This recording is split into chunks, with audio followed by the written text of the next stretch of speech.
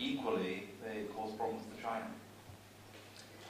In terms of the worth a comment, I think that would be wonderful. I think we're seeing the reaction at the, what do we call it, the hard, the non-values, the less inspirational level. We are seeing that because of the increase in OPEC out of the US, for example, in infrastructure spending.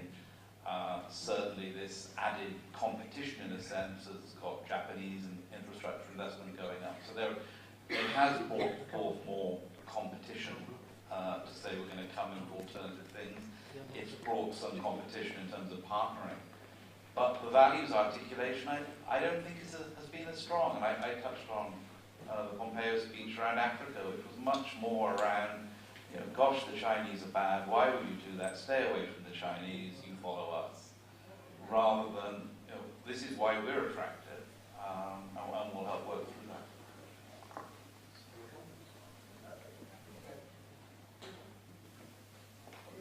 Oh, just real quick. Japan has come up with a high-quality investment budget. That's the problem. It's expensive. So Europe is terrible at advertising what they do. They have almost no interest loans. So these projects in Europe shouldn't be paid. Someone should take a loan from China. They can get the funding from the EU. So I'll just speak about the European experience, but the Europeans are terrible at advertising. China has a train come to London, EU to London, they have it on the front page of the newspaper, everyone's like, whoa, and that route's like 100 years old, and everyone's just like, wow, look what the Chinese have done. So the Chinese are genius, they're really brilliant, and they are, very good at marketing what they do. And then, they build in Africa, where they have missed out, and where Europeans have really missed the boat, is what's happened in Africa. The Europeans could no longer compete with China's loans, because Europeans had all these rules. Lots of strings attached, good governance, all these, things that are thorny and difficult to but now Africa is becoming so difficult for China to do business in, exactly because they had no strings attached. So maybe they're learning by doing, and this will change over time. And the last thing, they build in Africa the same way they build in China. Notorious to, with all due respect, not be as transparent as we expect. I understand the debt to GDP is more than 100%. The local banks in China, not the policy banks like China Development Bank and all the others, have massive amount of non-performing loans. The government's program is to move away from investment to consumption, so encourage savings. And the general working population is growing, is slowing down as far as the work. So there are internal matters within China that need to be addressed. The reason I say moratorium is that I am actually from Pakistan and I have a project under the CPEC as part of the bilateral. And we have come to see that we've been with a very fortunate few to have actually had access to that funding. But the next phase of funding is slowing down simply to address the very thing that you have, ladies and gentlemen, laid out. The legal aspect of it, the socio-economic development side of it, people to people. 2-minute mark. Could you beg your pardon. My question is the impact of China itself on Belt and Road, whether you also foresee a moratorium on major investments coming forward. Excellent question. Thank you, sir. And then this lady here with her hand up, and Dead Chatham. Emily Mansfield, The Economist Intelligence Unit. I guess this follows on nicely from the last question. I'm also interested in the outlook for the Belt and Road, in particular in the 16+1 that Theresa had mentioned. Obviously, there's concern in those countries about whether these projects are going well, whether this is the best way to get the funding that they would like. Will they turn back towards the EU, or is there still potential perhaps for the kind of constructive pushback that Andrew was speaking about to perhaps make this a more productive way of moving forwards?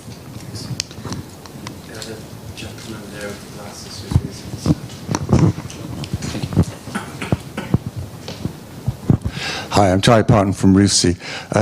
In terms of positive pushback, Xi Jinping's been waging war on corruption internally. He's done, as far as I can see, very little to do anything about corruption externally. What's come out recently has been quite a lot about Chinese companies bribing. We have the UK Bribery Act. What can we do to encourage the Chinese to level that particular playing field? And therefore, diminish the disadvantage of the countries which are, some of whose leaders and others have taken these bribes? So perhaps we can start with Andrew, and we can do. Sure.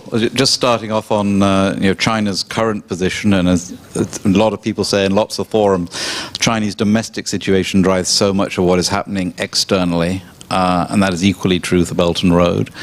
And yes, without going into long detail, there are a lot of domestic challenges at the moment, both short-term and mid-term, around the strength of the economy.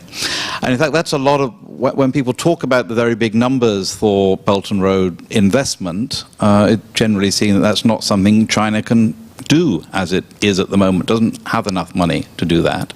And that's why we then talk about this potential opening up and partnering. The question is whether that will really happen or not. So to the question about how does Belt and Road look going forward, I am also struck, by the way, before I get to that there is often this initial comment, well, China's entrapping people with debt and there's too much lending going on.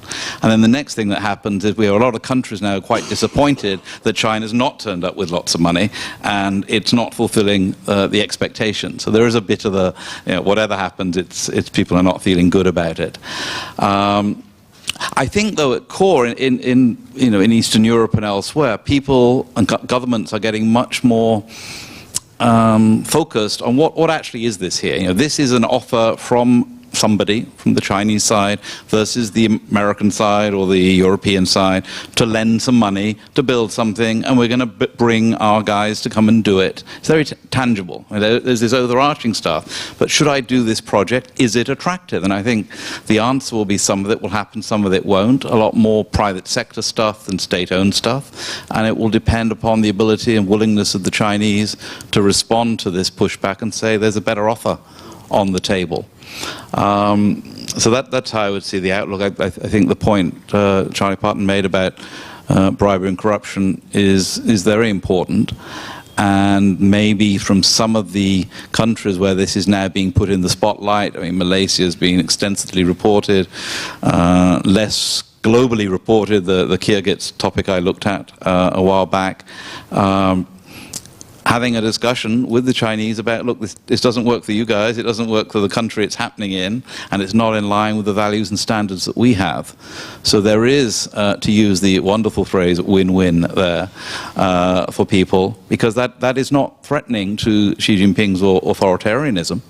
And it's completely in line with his agenda, but it also brings benefits for countries working on Belt and Road. Okay. We sometimes say, when the Chinese say win-win, they win twice. So to answer Emily Mansfield's question, I'll try my best. This whole thing about 16+1, there has been a change in investment patterns in Europe, so the Chinese are very interested in high tech. So they're not really going to Central and Eastern Europe, they're going to Germany or France or UK. So that's the key thing. So there's this promise fatigue, it has never materialized, and they're very disappointed. They're angry with China for not doing that. So they are holding out, though. It's like this preemptive obedience, like maybe if we write this statement, to show that we support your views, you'll give us some more investment. So it took only a little bit of investment to get this preemptive obedience. And Hungary is a very complex country because of Orban. And it's also signaling that we have other options. Orban is a he's got Russia, he's got China, he's got, he's all these other countries he can turn to. So he's kind of signaling to Brussels that we've got options. So I think that is a very complex situation. And then learning experiences. I mean, China, they're learning, and they always get better. They look at what they did wrong, and then they improve, and then they have these incredible feedback loops. So, for example, when a Chinese business won a bid for building a road in Poland for this big football match, it was a disaster because it just didn't finish on time, and the Chinese were going to lose face because it was a big match. And they assumed they could bring in Chinese workers. No, they couldn't because of the labor laws in Europe. Second, they didn't know what a frog tunnel was. Do you know what a frog tunnel is? Okay, you had to build a tunnel under the road so the frogs can cross. And the Chinese didn't know what this was, and they were very confused. So, it just failed miserably. So they lost the project, but they learned, and next time they'll know. So it's always a steep learning curve. Oh, and then finally, hyperbole. There's a lot of infrastructure diplomacy going on. And I mean, there's a huge gap. And if China, they're brilliant. I mean, they're like, hey, you know, we'll build the road. And it's a great, powerful narrative. And no other country in the world has that narrative right now. So China's got a very good story. There are actually fog tunnels in China. Just to Charlie's question, it is illegal to offer bribes to foreign officials under Chinese criminal code, but there's to date not been a prosecution for that. But I do think we need to be careful about what we wish for, because obviously, you know, we have the UK Bribery Act in the UK. There's the Foreign Corrupt Practices Act in the US, and that is something that is actually of great concern to China. They are not at all happy with. China isn't happy at all with the extent of US laws and their extraterritoriality and their very long reach of jurisdiction.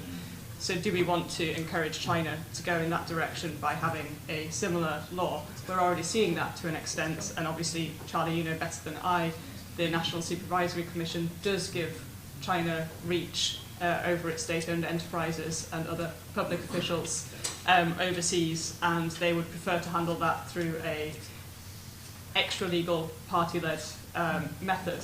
So I think it is quite important. It's quite a difficult one for us to work out how we effectively engage on that, because obviously we do want to see a reduction in corruption and bribery, but going through some of the traditional channels don't work. And I think what I would like to see happen is working more with China through some of the existing international frameworks, both some of the very well-known ones, you know, through the OECD and UNCAC, but also through some of the EITI, the Extractive Industries Transparency Initiative that the US left and has significantly weakened. But actually, maybe we do need to relook at some of those existing mechanisms that we had and make it more closely aligned with our values, you know, where it is civil society and states working together in those initiatives. And I would just end with as well, actually there is still quite a big push in China to look at, within the academic community, about how they support anti-corruption initiatives that aren't necessarily engaging directly with the party-led methods, and so that's focusing on the private sector. But in my experience of that so far, a lot of it has also looked at using surveillance technology to utilize that. So I had one person from a very high-profile Chinese e-commerce company say, you know, we just track facial recognition, and if somebody's eyebrow raises in a certain way, it might look like they're doing something a bit dodgy, and so we fire them and blacklist them through every other e-commerce company in China as well. So I think we also just need to be very careful about what we mean by our own. I am being a little bit facetious there. But we do need to be quite careful, I think, about what our values are and how that drives our discussion around anti-corruption, as well as the results that we want to see. So, do we have time for any more or one more? Oh, I'm gonna offend somebody. I know I am. Listen, we've not had many women ask questions. Would anyone, a lady in the audience, have a question to? Because we've had mostly all you chaps, and you're well done. But or shall we? I mean, this gentleman here, I think, with his hand up, who's kind of patient, and I do apologize. This gentleman's missing up, but we can. I know that everyone's desperate for tea and coffee. Thank you. John Elliott, journalist and author, lived in India for 25 years. Can I take you back to Humphrey Hawksley's question? If only because he and I have been debating this in recent weeks and you didn't answer it. Is it naive to think that countries from Canada to the UK to Japan could come together to produce, to set up and propose a combined BRI, so that countries around the world have an option when presented with a Chinese offer to turn to something from the West? I won't tell you which of us thinks it's naive and which of us doesn't. No, that's fine. I think, can I ask each person just maybe a minute or a little bit, just to summarize? I think that's a great question to go out on, is what is the Western response in the legal, economic, political, how can we respond? So if you could, each of you, say your final remarks to the crowd on that. I think it's quite a good one. I don't think it's naive to answer the direct answer to the formulation of the question. I think it's a bit of a stretch. I do think we've got a much clearer view over the past year, or a clearer view is spreading out about what this is and what it's not. And the elements of providing a compelling proposition to countries, to government leaders, businesses in different parts of the world from, in inverted commas, the West, and come back to your question around countries working together. I don't think it's one country alone. I think it has a lot of merit. I think it needs to be a compelling, attractive proposition, and we've lost some of that buzz or momentum, or whatever the right word is, around that in the past few years. As Theresa was saying, the narrative is very much with China at the moment, and there needs to be another narrative, as well as analysis and concern. Okay, thanks. Yeah, you're a good journalist because you push hard on that question. All right, so Japan has this high quality, but it can't go as far. China has very deep pockets, but those pockets are getting less deep. I mean, they have the economy slowing down, and there's the Quad, which is in response to China's Belt and Road Initiative. So the quadrilateral is Australia. I mean, it's an idea that existed before, but it's been rejuvenated again, I guess, in order to respond to China's China Dream. So it's Australia, India, the US, and Japan. And so in this Quad framework, they're talking about making kind of structural loans, but it's all very weak, and it's not much of a response at all. And that's the issue. No one has the kind of money. Now the EU is stepping up. They're coming up with the Central Asia strategy, and I've heard Helge Schmidt say it's 60 billion, and it will be magnified by 10% with private sector investment. Now, I don't know who in the private sector would want to invest in those areas. It's very risky, but we'll see. Hopefully she's correct. And that's why everyone's turning to China. It's hard to compete. And in this classic narrative, you get the small countries try to play the big powers off each other and say, well, he'll give me this, what are you going to give me? So this is, what's happened for centuries, and China's there, and I think they're very good at publicizing it, but there's past things that I think Europe, the US should actually highlight, because it shouldn't just be a blank slate, and China does everything now. So I think that there have been some good infrastructure projects in the past. And another thing is, China gets World Bank funds. I think it's time to graduate China and maybe use those World Bank funds to another developing economy. Cheeky chairman, after all, who raised China, if not the West? I think was it Wen Jiabao who said to a Western leader, get your own house in order first. I can't remember if it was after the global financial crisis or the London riots or something. But I do actually think that we do need to look quite seriously when we look at our own argument around values and what is wrong with our offer. We do have huge gaps in our own ability to invest. But I think that actually a lot of our difficulty in building strong relationships at the moment does come down to our own questioning of and insecurities around what our systems stand for and what our strengths are.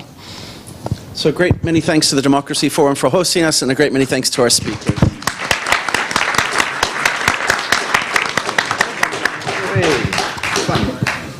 Did you say tea and coffee around? Oh yes, tea and coffee are outside in the lobby. Please make your way there, and we'll start in about 15 minutes. So is that one? Yes. Editor of Asian Affairs magazine, and I also write a weekly blog about Japan called Japan Story. I've been writing about Asian issues for many years, and I'm convinced that there's nothing more currently significant than the subject that we're talking about today. And that's because the Belt and Road Initiative is one of the most divisive subjects in Asia. China, as we've been hearing, is very keen to present the Belt and Road Initiative as a series of win-win deals, and it's keen to draw attention to all the countries and organisations which support it, more than 80 in all. But there are some significant sceptics, India being one and Japan being another. In the case of India, I think that creates danger, because if the Indian Prime Minister Narendra Modi and the Chinese President Xi Jinping can't agree on the Belt and Road Initiative, there's a risk of simmering tension on the border. And the Americans have warned that that could escalate into armed conflict. Japan and China are long-standing rivals with their own distinctly different ideas about politics and trade. I'm pleased to say that this year the diplomatic relationship between Japan and China is improving significantly, and we'll see a visit by President Xi to Tokyo to meet the Emperor in a few months' time. But nevertheless, there are big differences in the way that the Belt and Road Initiative is perceived within Asia, and as we were hearing on the earlier panel, there's also a lot of scepticism within Europe. So I'm very pleased that today we have already been able to ask some profound questions as a result of the stimulating presentations of our first panel. And what better place to go a little bit deeper into this subject than by looking at it through the perspective of Pakistan. Now, I don't know whether any of you came here on a double-decker bus today, but if you were in London last week, you might have been rather struck to see advertisements on many double-decker buses talking about the benefits of the China-Pakistan economic corridor. The side of a double-decker bus is not really the place to put a PhD thesis, but it did send a message. It said that the Gwadar project in Pakistan has the potential to rival Dubai.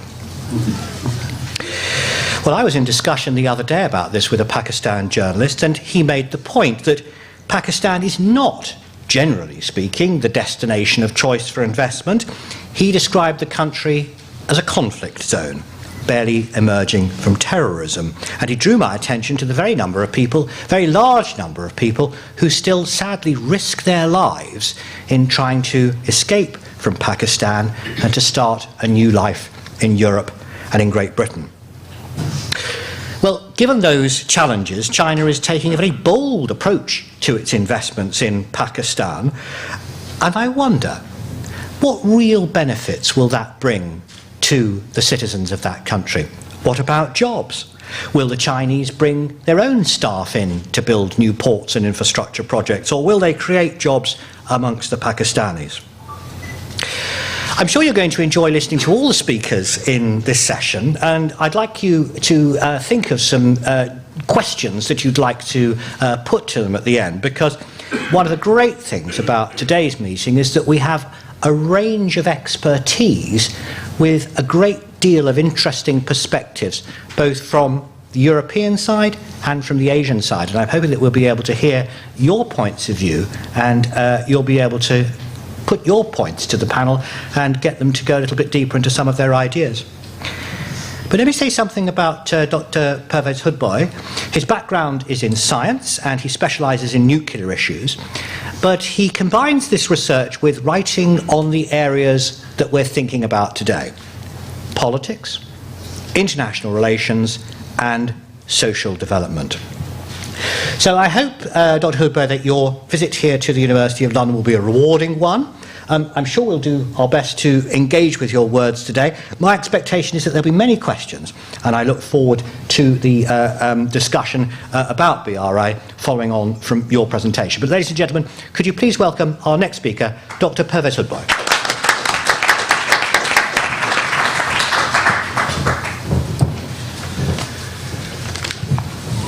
Thank you, Mr. Chairman, and thank you, Democracy Forum, for inviting me here. At the very outset, I must be quite frank and say that in the last session, we did hear essentially an expression of Western perceptions of the Belt Road Initiative. There was much suspicion that was articulated, some of which I share, but the reason that was given was one that I cannot totally subscribe to. It was said that Chinese values are not Enlightenment values, and Enlightenment values are universal values.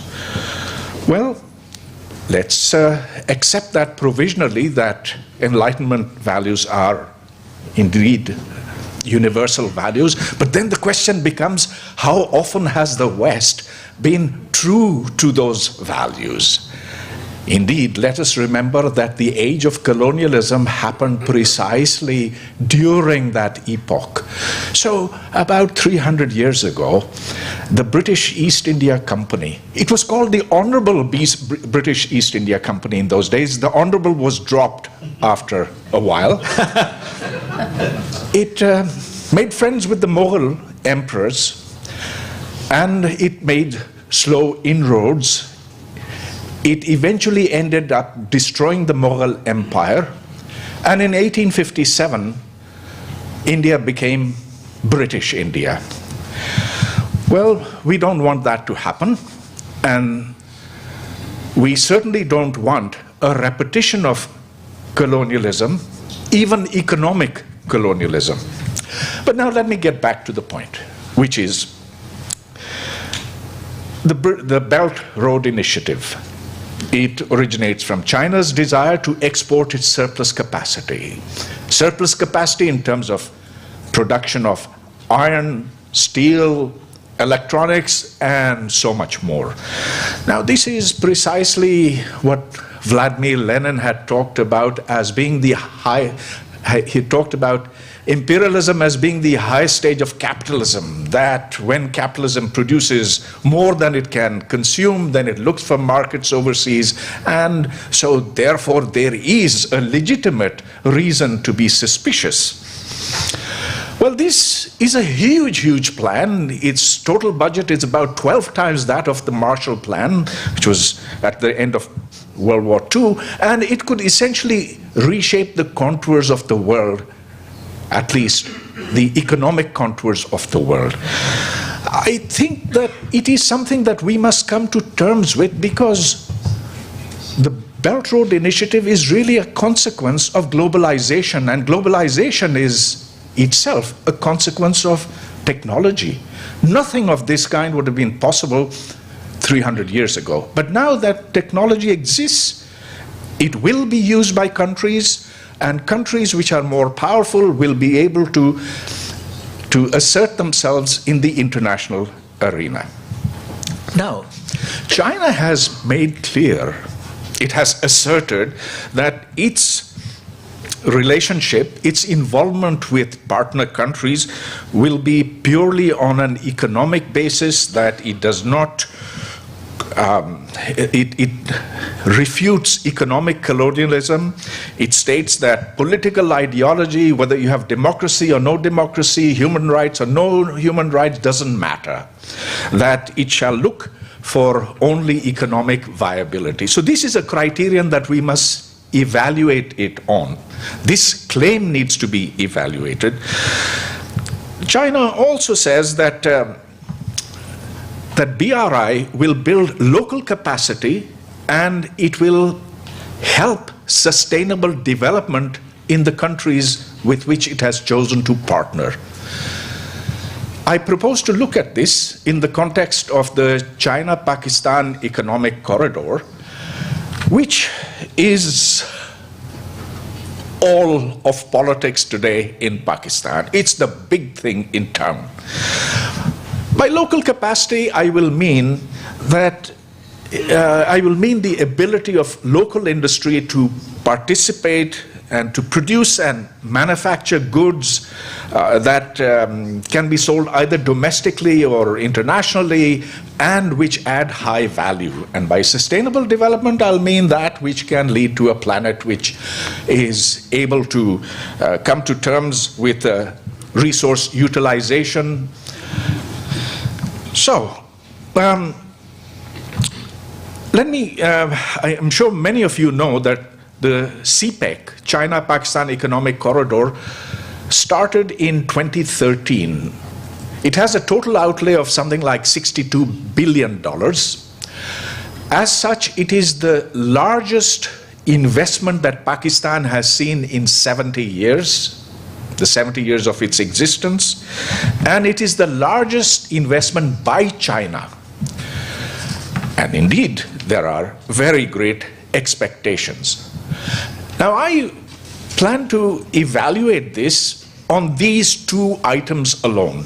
We can talk about other geopolitical, geostrategic issues that might be involved, but let's look at these two. But having said that, I must say that I cannot arrive at a definitive conclusion. The reason being that there's so little data to go on. Now, unfortunately, or maybe this is the way things are, very little actual detail has been revealed about the terms of CPEC. We do not know. I, as a Pakistani citizen living in Pakistan, wanting to know, asking around, looking at newspapers, going through the internet, wherever, cannot find out where this investment has been put in, at what, under what conditions, what has been the outcome. And so there is only anecdotal evidence of what has actually happened. This lack of transparency is in fact so serious that the State Bank of Pakistan formally requested the government of Pakistan to reveal the details under which China has given loans or entered into contracts with the government. And to my knowledge, that query has as yet not been answered. So there will be considerable guessing, and that guessing then has to be on what are essentially reports in local newspapers. And what I have been reading is a lot of complaints, actually, that China brings its own employees, its own companies to execute whichever deals have been made under whatever conditions they are, and that they prefer to bring their own people. They do not hire locally. There are no advertisements in Pakistani newspapers which say that this Chinese company wants to hire so many Pakistanis or so many people of this qualification. One does see some, but they are very, very few. The exception, of course, is security.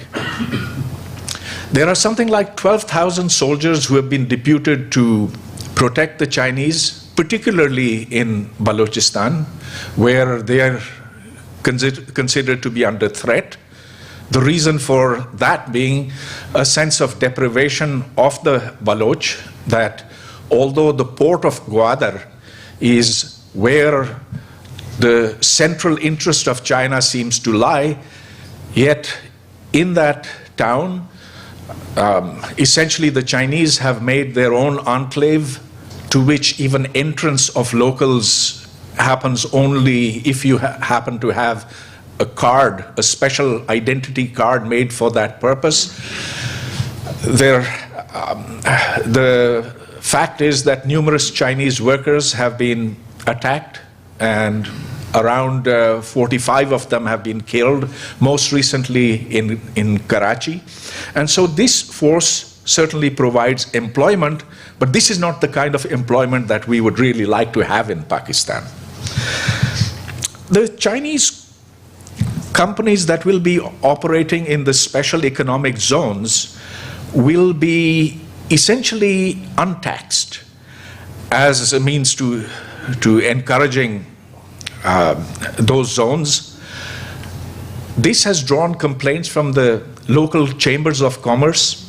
They have held meetings on this. They have shown their resentment, and this is reported occasionally in newspapers. A second worrying point is that if one visits stores in any city of Karachi, one sees that it is flooded with Chinese goods.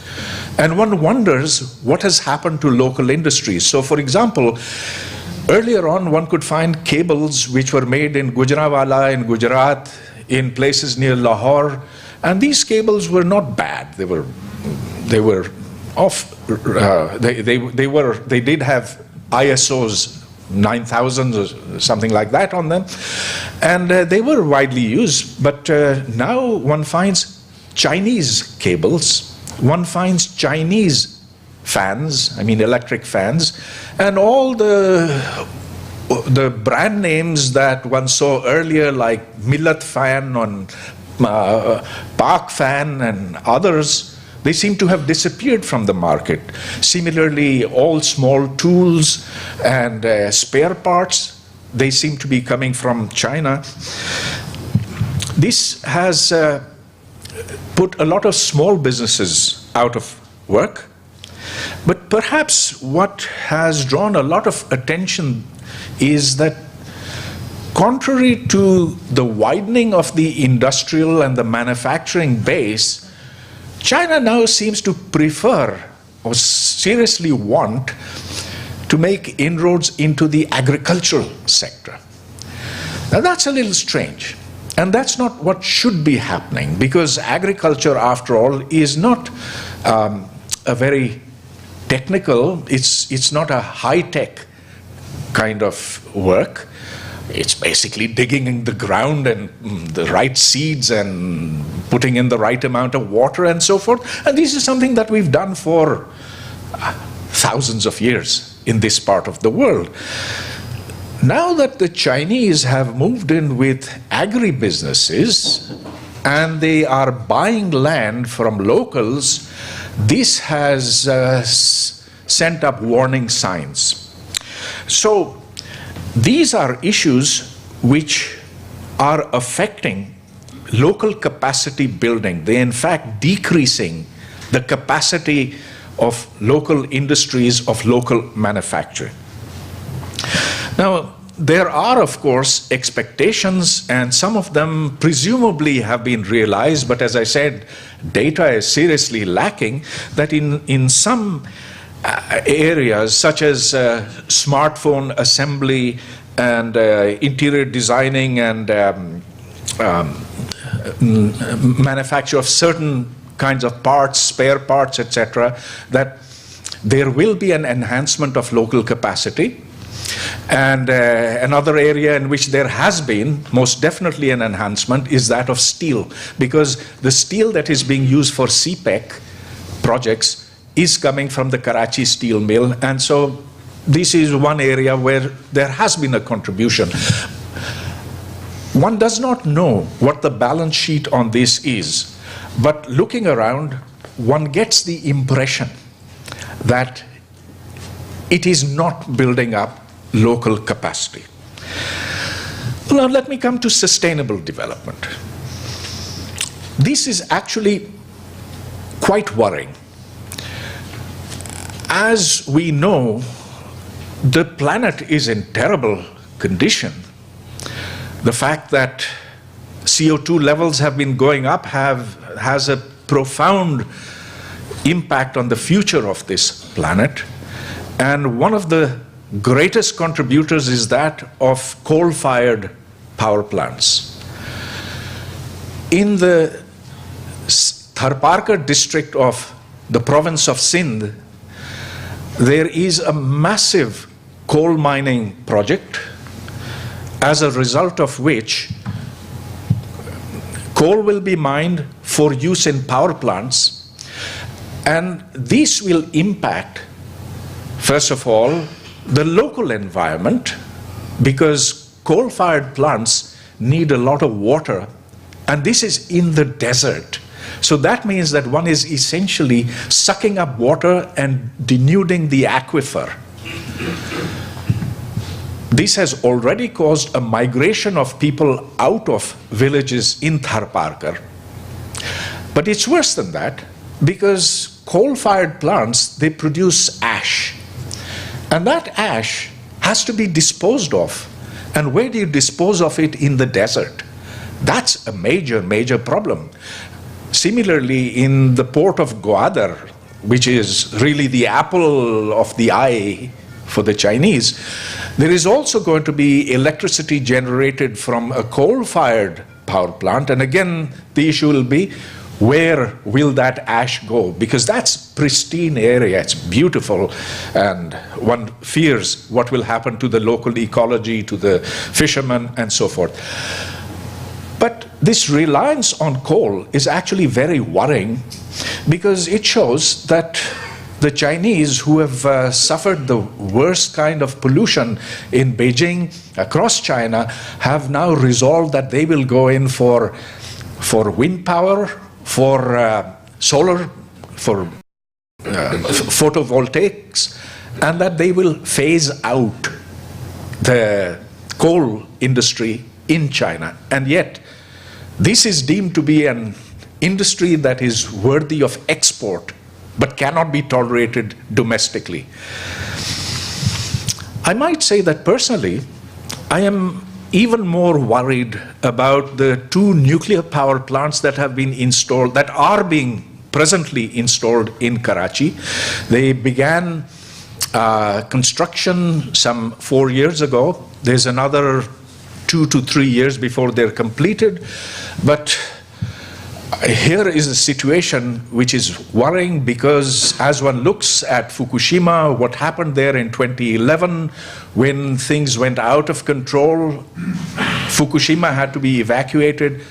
But these 2 power plants are smack within Karachi itself, a city of 22 million, and there is no chance, not a hope in hell, that you could ever evacuate Karachi. But these are issues that have received no attention from the government and, of course, from the Chinese.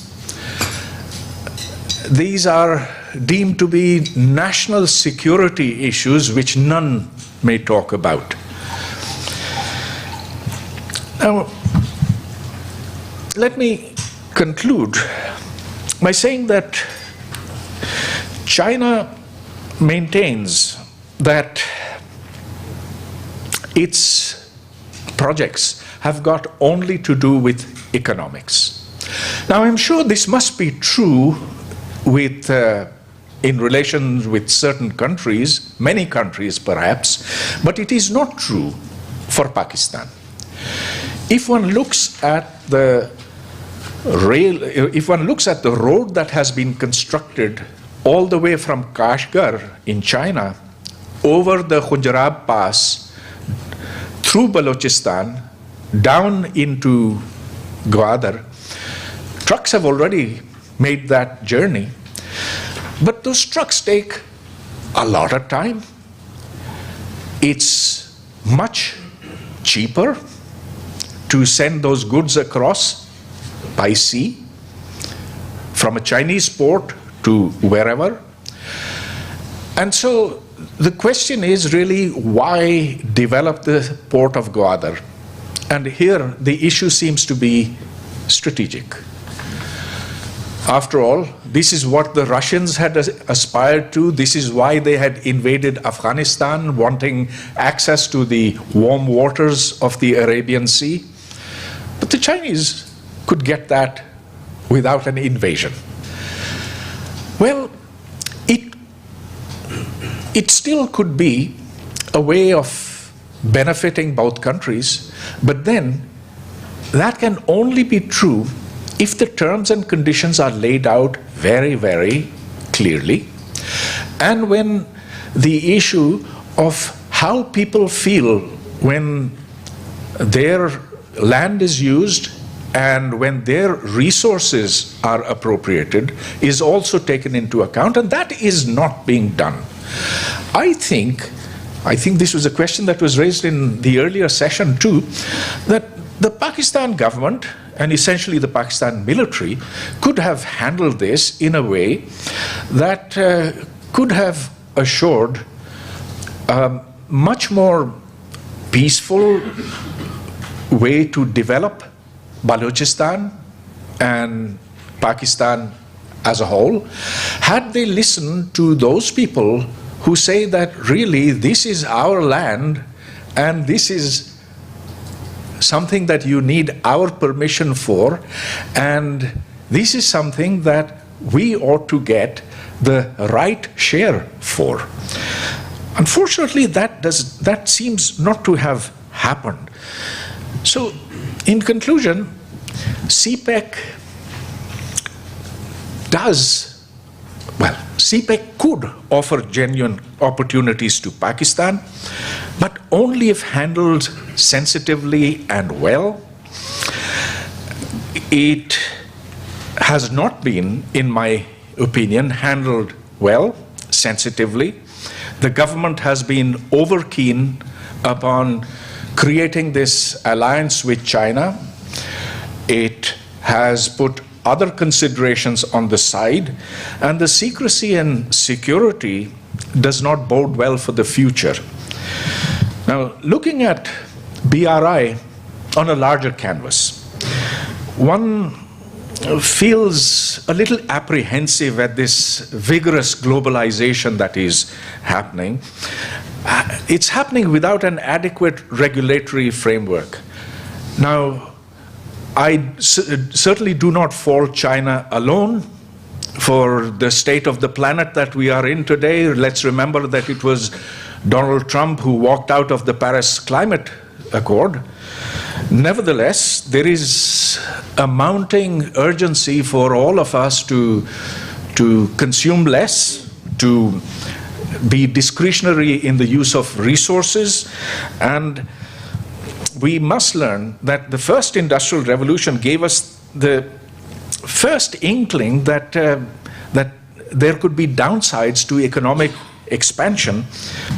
So the BRI, unless it is tempered, well, if it is tempered, it can certainly bring greater prosperity to the region and to the world as a whole, but it needs to be put into a regulatory framework. That's a framework which we must work upon. Thank you very much.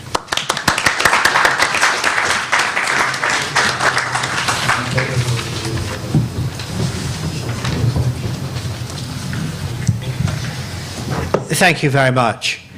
That was a great presentation because we had an objective overview, but you drew our attention to, I think, a number of very key points, which we just heard a little bit about in the first session, and then we may be able to go deeper in this. A lack of information, a lack of transparency, unreliable data, unanswered questions. That was what I was hearing from somebody within Pakistan who's made a real effort to try to get that information and to study it and to share it with us, still finding it difficult to find out really where the money's going and what the political implications of the relationship are. And the other thing that you just began to talk about in that final section was the question of environment and security. And I'll be very interested when we come to the Q&A session to hear the perspectives of people both from Pakistan and from India on that, because I think that's very crucial to trying to understand why the resistance to BRI is markedly stronger in India than it is really in anywhere else in the whole of Asia. Important points, I think. We've talked about coming into some of the backlash against BRI, and we've heard about some of the questions that BRI asks or raises.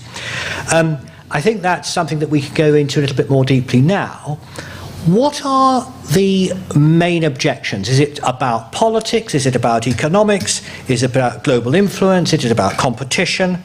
And how is Beijing going to deal with those difficult questions, the resistance to it? We've already heard from Pervez some of the reasons which lie behind the backlash.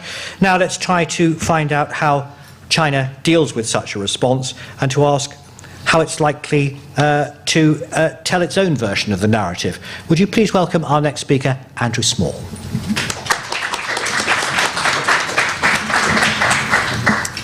Thanks very much, and thanks to Lord Bruce and the Democracy Forum for the chance to join this discussion today. So indeed, given the pushback that we've been hearing about, what I'm going to focus this presentation on is what can China change about what it's doing, what does it want to change, and what is simply the way that China does business on the BRI. And I think this matters not just intrinsically as we try to analyse what's going on, but also what it is that we're responding to now, because I don't think it's exactly the same thing. I sit in Washington, D.C. I see a lot of preparations to respond to and frame the choices around what I think of as pretty much the first iteration of the Belt and Road. I think the second iteration will, in some respects, be more challenging, and that the model we're dealing with has started to change. So stepping back initially, in many ways, the Belt and Road Initiative externalizes much of what China has been doing itself internally for a long time, and certainly in the post-financial crisis stimulus phase. If you want to look at huge, expensive infrastructure projects with questionable returns, problematic debt levels, corrupt practices, environmental problems, and so on down the list, China itself is as good a poster child for many of these things as anywhere else. But that being the case, you can also see precisely why so many on the Chinese side think that important elements of the Belt and Road Initiative are just how you do development. Because for all its obvious problems, China has generated prodigious economic growth in the last period of time while doing precisely all of these things. And the argument from the Chinese side and from the China case pretty much runs as follows. Corruption at manageable levels is not necessarily debilitating. Debt is navigable as long as it's accumulated for long-term investments, not short-term spending. Environmental damage is a normal cost for countries during their development phase. The positive externalities from, for instance, high-speed rail mean that these projects are still worth pursuing, even when many argue, as they did in China's case, for China's high-speed rail network, they don't always make economic sense. And many on the Chinese side believe that the critiques directed at China and at other developing countries are coming from countries that have forgotten their own messy histories, have been insufficiently attuned to infrastructure needs, and that China's just closer to the immediate questions and needs from countries on how you do development nowadays, more closely attuned to the priorities and interests of politicians in the developing world. And I highlight all of this because, as I say, I think there's no question that we're going into a different phase on the Belt and Road. The first phase I would kind of characterize as the move quickly and break things phase. Speed, scale, momentum, dramatic narratives, mega projects. The question now is really, what does a kind of rebalanced version of this look like? One that is better attuned to some of the critiques. And the problem that China's been dealing with is that the criticism has not just been coming from the US, Japan, and Europe, and the West. Even India, of course, you can it can write off as somewhat motivated by rivalry. The telling pushback, and the thing that has, I think, pushed more of a kind of rethinking has been the criticism that has come from countries that have been among the largest recipients of BRI investments. And since we're talking about Pakistan case, which we're obviously going to spend a certain amount of time on this panel, a country that's really supposed to be China's closest partner. And to take the criticism that you've heard in Pakistan and from the government that has just been elected, that whether they blame China or whether they blamed the PMLN government, the criticism was not transparent enough, too focused on Punjab, not enough benefit for Pakistani business, too focused on infrastructure, too close to one political party, not really a national project, not attuned enough to socio-economic needs, all of these sorts of things that you hear in various other iterations elsewhere too. When I talk to Chinese officials in these countries, and let's take the case in Islamabad, I do see a certain amount of frustration about this pushback, backlash. The view that you often hear is a kind of, you don't get it. Pakistani businesses might not like the terms for the special economic zones. Well, our business, Chinese domestic industry, didn't like it in the 80s and 90s either, but it emerged as more competitive in the end. Hurry up and do the land acquisitions. Or, look, macroeconomic issues are not our job. You need to get your act together. We'll identify investments. You need to figure out your balance of payment situation and manage your debt burden appropriately. Now, of course, there are a number of cases where there's out-and-out large-scale corruption cases, but you do also see in a number of these places instances where there's just a collision between how China thinks countries should run their business and how countries themselves think they should run their business. But however frustrated they are, the Chinese side has, of course, to work in the context that it's in, and it has to be attuned to the critiques, not just from these countries, but from the bigger countries too, the Western powers and India too, if only because they can make life very difficult for China practically and reputationally, unless they're at least somewhat co-opted. Now, I think China is not going to take on the criticism that we're seeing to enough of a degree as to paralyze or neuter the distinctive nature of the initiative. There's one version of a rebalanced BRI that would essentially just be that it functions like the AIIB. Virtually everyone thinks that the AIIB is shaping up to be a good bank, however you judge these. Lean, clean, green. Jin Lichun is, of course, a very charismatic and persuasive figure, and the whole thing can look like a success model. It was clearly a political coup to get all of the countries on board. I think the problem, nonetheless, with the AIIB is that it's just a bit too close to being a +1 to the existing MDBs. Most of the early AIIB projects were undertaken with the World Bank and the ADB. The scale is very modest. In some ways, the whole initiative was so smothered with love by so many other countries, not least the Europeans, that it was not really going to be an institution that could fulfill various of China's bilateral objectives. Politically directed projects, Chinese companies in privileged roles, all of these sorts of things. And as Andrew noted earlier, this is not necessarily what developing countries want either. They want a China alternative, not just another MDB or another mirror of Western financing models. I think what we'll see, therefore, and what we're already seeing, is a set of adjustments that try to blunt some of the sharpest criticism and reduce the level of antagonism associated with the BRI, while keeping much of the thrust of the initiative. Now, this version of the BRI would be pretty much in line with what a number of internal Chinese critics thought about it in the first place. And there have been a lot of internal critics of the BRI who thought that the whole thing was excessive, too much, too fast, and should proceed much more judiciously. You heard Theresa earlier on mention the One Belt, One Trap line. There were lines early on about a transnational great leap forward. These came from Chinese voices in the system before people had even heard of the Belt and Road. Now, I mean, clearly the Chinese system and all of the attitudes embedded in it are not going to change 180 degrees just because the initiative runs into some headwinds. Chinese companies and banks and officials are still going to behave in many ways the way that they have been behaving. But I think there's a few obvious ways of rebalancing that are consistent with Chinese objectives, and I think we're starting to see. So just to run through a few of them. The first obvious readjustment I think we will see with the BRI is simply a paring back on the scale of the initiative in the short to medium term. We've already seen this showing up in the overall numbers that are starting to come in for the last quarter of 2018, but you can see it in very specific cases too. Again, let's go to Pakistani case, since it was indeed the flagship initiative. The numbers, and Professor Hoodbhoy mentioned some of these as well, $46 billion, 60-something billion dollars. CPEC is probably around $19 to $23 billion of actual investments that are completed or in motion, and it's going to top out at pretty much that.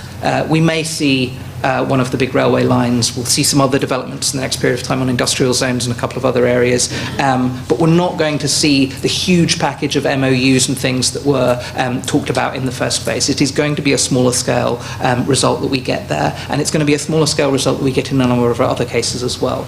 You are going to see more focus on quality over quantity. You are going to see more serious attention to macroeconomic risk in some of these countries, as well as political risk. The second change I think we'll see is some degree of mitigation of the more onerous terms of some of the contracts that we saw in the first phase. The banned word is renegotiation. China doesn't like to talk about the idea that it's renegotiating these contracts. What we are seeing now is certainly renegotiation, and we were not seeing that a few years back with, say, the Sri Lanka case. We've seen some debt rescheduling. We already saw that at FOCAC, the Africa Forum. We've seen some write-downs on the more really egregiously corrupt projects. We've certainly seen that in the negotiations that are playing out in Malaysia with Mahathir.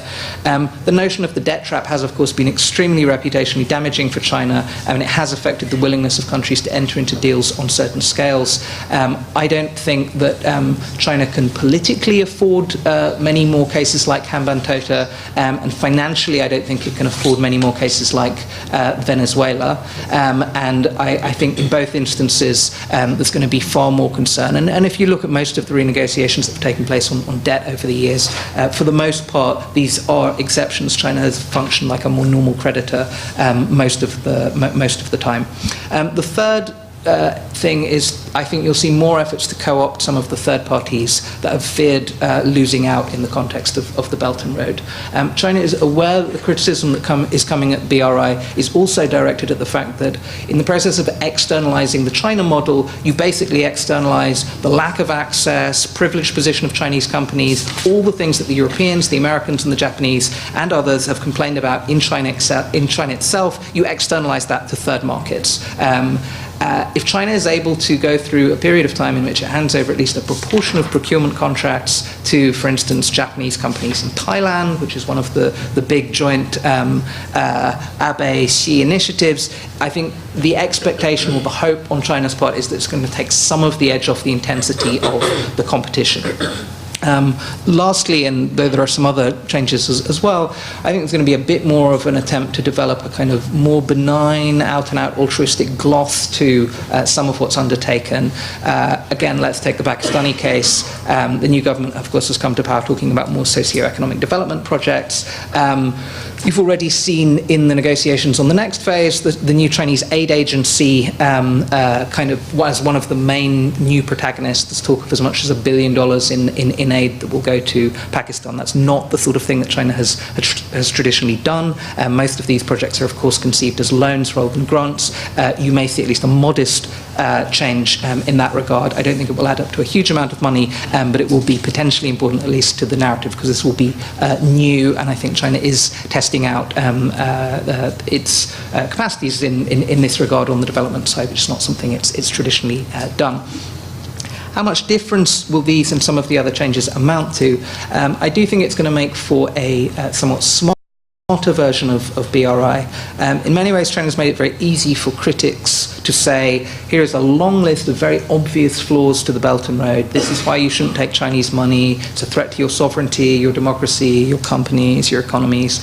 Of course, this hasn't stopped governments taking the money, but it has made them think twice about the risks. And I think it has also catalyzed a far more serious range of alternative offers being provided by others. I don't think you would have seen the scale of efforts. The US Free and Open Indo-Pacific strategy, the Europe-Asia connectivity strategy, we both talked about earlier, the Japan's Quality Infrastructure Initiative, and a whole load of others too, without the BRI taking the problematic form that it's taken in the last few years. And I think what we've already seen, whether it's JICA financing for Bangladeshi ports, India's post-election package for the Maldives that we saw in recent weeks, World Bank recapitalization would never have happened without BRI. US agencies are at work now in trying to kind of unpick corrupt contracts and offer legal services to countries, which wasn't happening before. This is a real step change already, and I think it will go much further once some of these big private sector focused initiatives from the EU and the US actually kick into gear. They haven't really yet. There are question marks about how much capital will actually be mobilized, but there are credible estimates of several $100 billion of new financing that will come on stream for this. There was a question earlier on, is it naive to think that there could be a common response? I think there is already a huge amount of coordination now taking place on this. Theresa mentioned the Quad. When the Quad used to meet a number of years back in its previous version, most of the focus was on security. Half the time, at least, in these meetings is now spent on infrastructure. The EU and the US are talking seriously, even amid all the other differences between the two sides, about coordination between the new Europe-Asia connectivity strategy and the Free and Open Indo-Pacific strategy. I think the challenge, as has been noted, is that with the exception of Japan, which does a lot of these things very well, some systems have not been geared up well to do infrastructure financing and things, particularly on the US side. When you you watch the grinding into gears of OPIC and the New Development Agency, USAID, and so on. This is a system challenge for countries to adjust to being able to do this stuff. There's a lot of hard work internally before they'll be able to do this well again. But I think this backdrop has already made it easier, and in some cases even advantageous, for countries to push back when they've wanted to. And it's made it easier to negotiate better terms with the Chinese than when it seemed that China really was the only game in town, which I think several years back was very much perceived to be the case.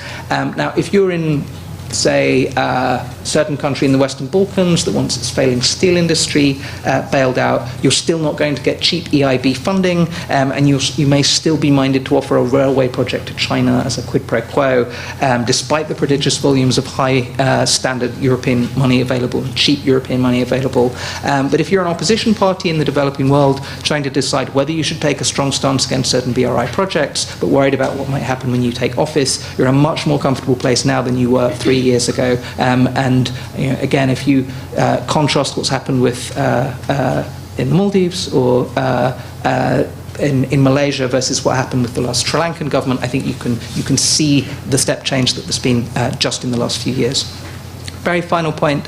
I think these developments matter even before a lot of the other initiatives have really swung into motion, because I think we're sort of beyond this the crushing narrative of inevitability on the BRI that I think you had before. You had this kind of combination, even going into the Belt and Road Forum, that was China's the future, there's no alternative, you have to accept the Chinese Communist Party way of doing business, get on the bus. I remember this being deployed very forcefully towards India when it resisted its own participation in 2017.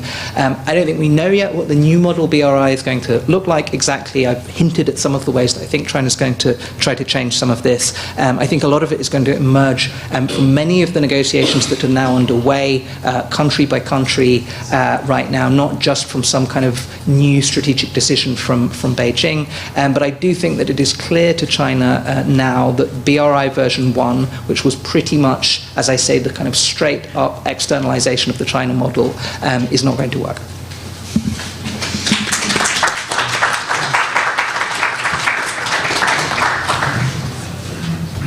Thank you, Andrew. A number of interesting points there. The kickback in Malaysia, very much in the news this week. Malaysia turning down the latest BRI cooperation with China over a railway there. Sri Lanka, we mentioned in passing. Sri Lankans' politics are in a terrible mess at the moment, largely as due to political arguments over the relationship with China. Very interesting. And I think the other point that Andrew drew our attention to is that there is internal criticism within China. And I wonder how much political loss of face there would be if there is continued resistance within Asia from countries like Malaysia and Sri Lanka and India and Japan and so on, how much that would affect President Xi's reputation at a time when China is already under pressure for a lot of other reasons, not least of which is the slowdown in its rate of economic growth. So lots of questions there. One of the things that I'd like to look at next is the security implications, and obviously some of the positive ways in which China presents the Belt and Road Initiative is that not only does it bring economic benefits, it brings greater prospects for peace and cooperation, and therefore reduces the risk of conflict. And those are the messages that China is sending. But I wonder how other countries see the situation. Dr. Sarah Ashraf, who's based at the London School of Economics, is a researcher who concentrates on challenging security environments, particularly those in the Middle East, and I'm sure that has a lot of resonance for the rest of Asia too. So I'm looking forward to hearing how she sees the Belt and Road Initiative from a stability and security perspective, and I'm particularly interested in how she regards this project as affecting the political dimension of China's relations both with Europe and with Asia. Could you please welcome Dr. Sarah Ashraf.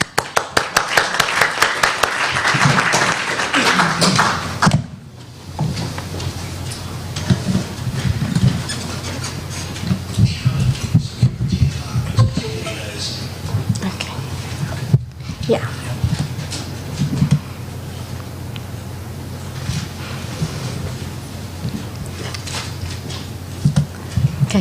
See what I did there with the red? Kind of let it hang there, just for the heck of it. Make of it what you will. Okay, welcome everyone. The advantage of coming at the end is I can kind of just take everyone's points and extract the juice out of them. In this conversation today, I'm going to take you on an emotional roller coaster. I'm going to get you really excited about the prospects of the BRI, and then I'm going to rain on that parade. It sounds like I'm excited about it, I am, but a lot of it is stuff that we should be looking at, even in Europe, stuff that we should be worried about, and stuff that we should be considering through our diplomatic, political, and other channels to compel Pakistan to look at a little bit more seriously. So I will talk about CPEC. There is a lot of interest on CPEC, so I will talk about that. But I want to sort of focus on how it's got all these shifting strategic imperatives involved. First, I want to take you through just a conceptual kind of overview of what we mean by CPEC, right? Everyone's talked about it, but I think it's really important to talk about how it's less of an institutional framework and more of a strategic vision. And therein lies the technicality and the problem of trying to define the boundaries that the countries are facing, particularly countries like Pakistan. So it stretches utopia in a utopian vision from Southeast Asia to Eastern Europe and Africa, 71 countries that account for half the world's population and a quarter of global GDP, and the 6 corridors that were envisioned in the first place. I hope you can see, but this kind of gives you a really good idea of the kind of proposed corridors, the ports, the railroads, the plan or under construction. These are 2015 figures, so they're slightly older, but these are what were proposed in the first place. Then we see the projects that are completed. So kind of the red ones are projects, the corridors that have got projects that are getting completed. So this is how I'm going to incorporate this discussion. We're going to talk about the scale and scope of CPEC, particularly with Pakistani reference. We're going to look at the target sectors. I'm not going to touch on technology and agriculture because when I started putting this presentation together, I realized that calls for another day of conversation, so we won't talk about that. But I do want to talk about transparency, governance, and security. Those are issues that Pakistan currently faces, and Pakistan's important not only because of CPEC, but because also it plays such a crucial role in the regional security or insecurity element, call it what you will.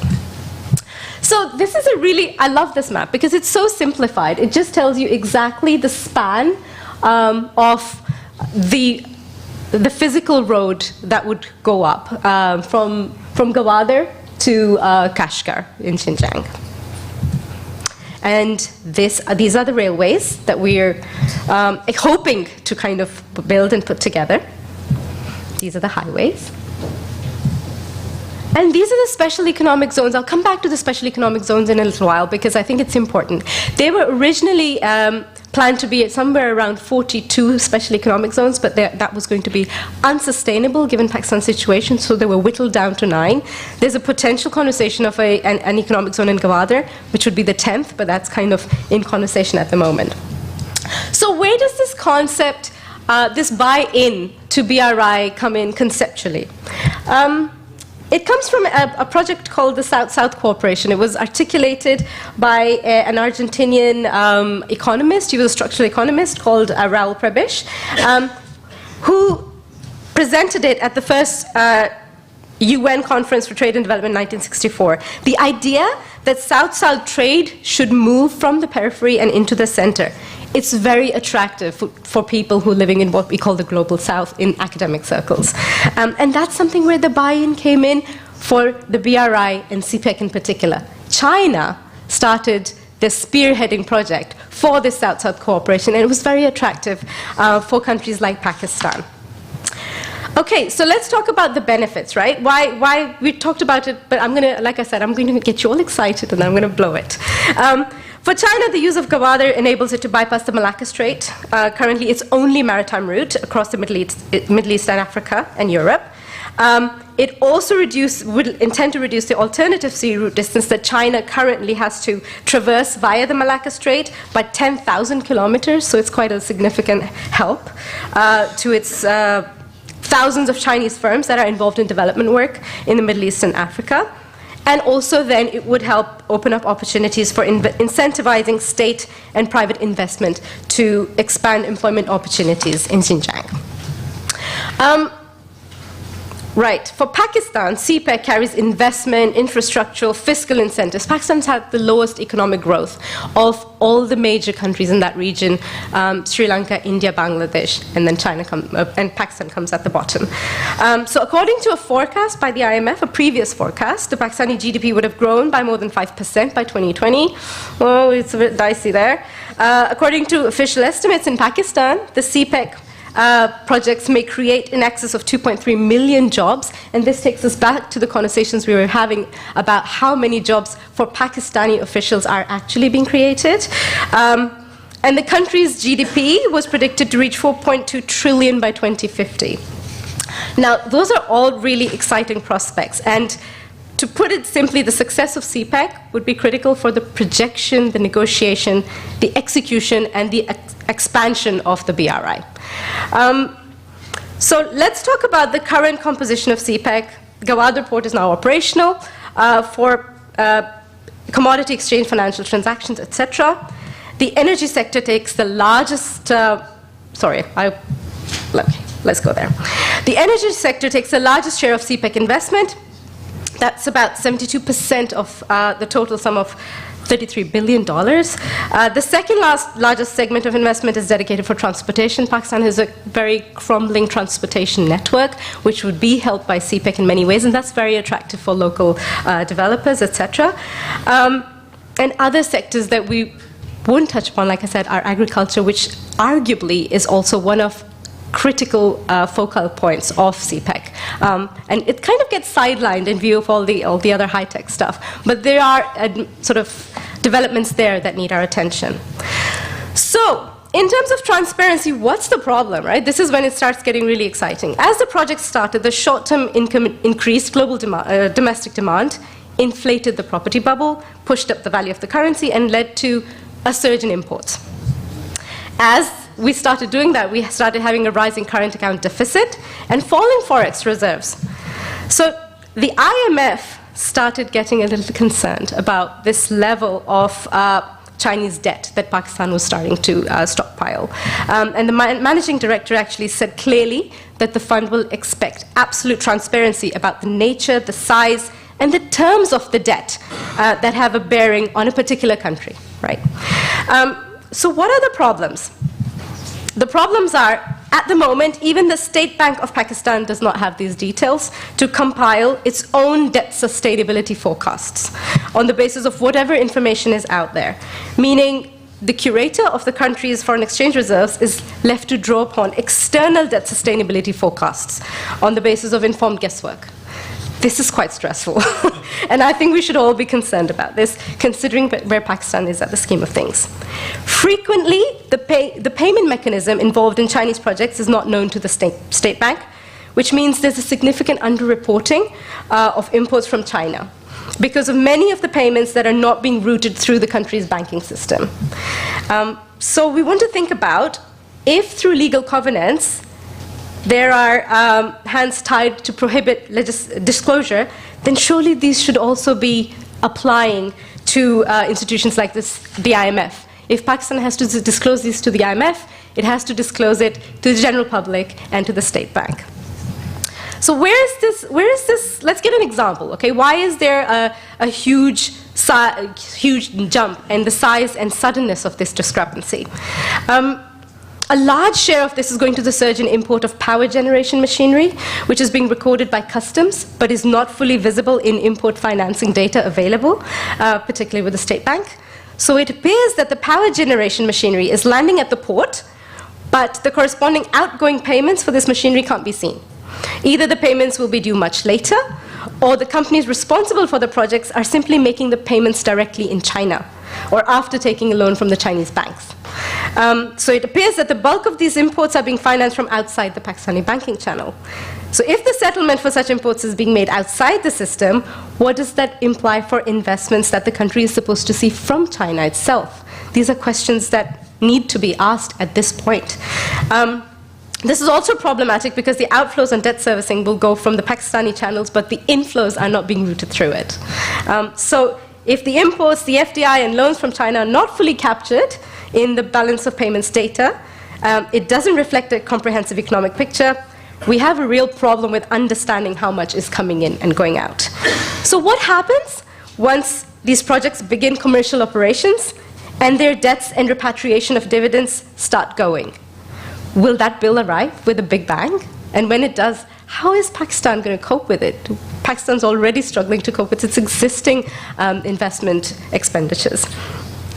So another interesting thing that was happening, the level of Chinese foreign direct investment coming into the country appears to have fallen in sort of recent times, even as the project's implementation is gathering pace and large-scale machinery imports are getting going. The inflows from China as direct investments actually dropped this year by 54% compared to last year, with the bulk of decline in the power sector. So why is the power sector seeing massive amounts of Chinese activity, with projects gathering speed and momentum, with large amounts of machinery landing at the port, while imports and investment from China are either stagnant or falling rapidly? The other thing that you need to think about are the loans from China, which are rising, particularly for balance of payment support, to help pay for whatever Chinese imports are coming in. Which are then routed through the Pakistani banking system. So given this massive scale of funds involved, the State Bank of Pakistan should realistically feel a little puzzled as to why the system has not felt the stress of these payments at the moment. And when that stress hits, what is it going to do about it? And this is where I just want to highlight that problem, that worry of debt distress that we must keep in mind, keeping Pakistan as a case in point or as a case study to how CPEC can affect a developing country in that particular state.